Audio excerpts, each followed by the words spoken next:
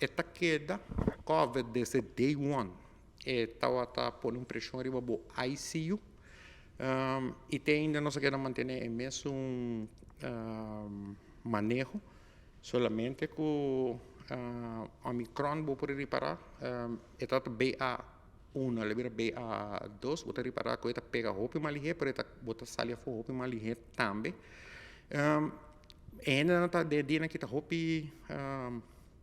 nervioso.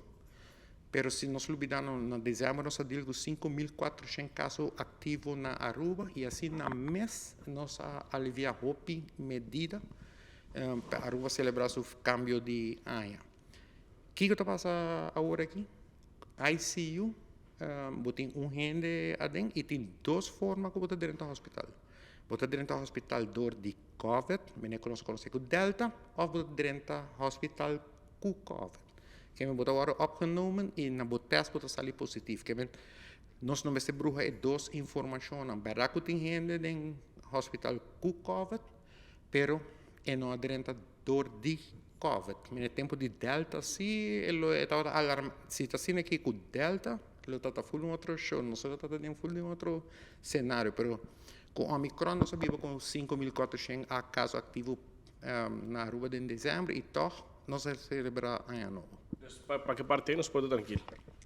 Nós estamos monitorando nos banda porque das carpas não vão para controle da situação, pero não que é coisa para vai de pânico e alarmante, porque nós vemos que o Omicron está dominando a situação.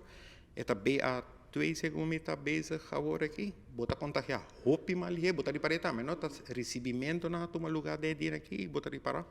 Que a roupa está cluster, que também é cluster não vai recebimento, festa familiar, está na mesa vira positivo para o dia, pero é bom dia se que está que bota salir ligeiro também a fora.